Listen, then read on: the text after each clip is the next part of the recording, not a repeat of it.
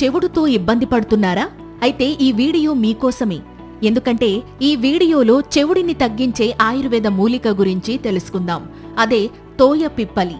దీని శాస్త్రీయ నామం లిప్పా నోడిఫ్లోరా. దీనిని వాడుక భాషలో జలపిప్పలి అని కూడా పిలుస్తారు. దీని ఆకుల్లో ఉండే ఔషధ గుణాల కారణంగా దీనిని ఆయుర్వేద వైద్యంలో విరివిగా ఉపయోగించేవారు.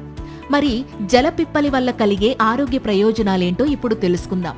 ముఖ్యంగా కంటి సమస్యలతో బాధపడేవాళ్లు దీని ఆకు రసంలో వెన్న కలిపి కంట్లో వేసుకుంటే అవి నయమయ్యే అవకాశం ఉంటుంది. ఇక పుండ్లతో బాధపడేవాళ్లు దీని ఆకును నేతిలో గాని ఆముదంలో గాని ఉడికించి కడితే అవి త్వరగా మానిపోతాయి.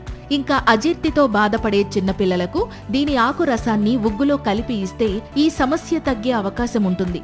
ఇక డెలివరీ అయిన బాలింతలకు ఈ ఆకుతో చేసిన కషాయం ఇస్తే మైల రక్తం బాడీలో నుంచి బయటకు వెళ్లిపోయి బాడీ క్లీన్ అవుతుంది.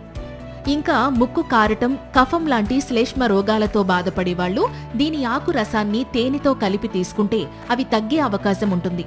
ఇక ఈ జలపిప్పలి ఆకు రసాన్ని నోట్లో వేసుకుని పుక్కిలిస్తే నోటి సమస్యల నుంచి ఉపశమనం కలుగుతుంది.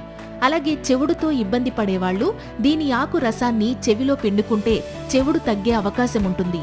అయితే జలపిప్పలి ఇన్ని ఆరోగ్య ప్రయోజనాలు కలిగించినప్పటికీ దీనిని ఉపయోగించే ముందు ఆయుర్వేద వైద్యుని సలహా తీసుకోవడం మాత్రం మర్చిపోకండి.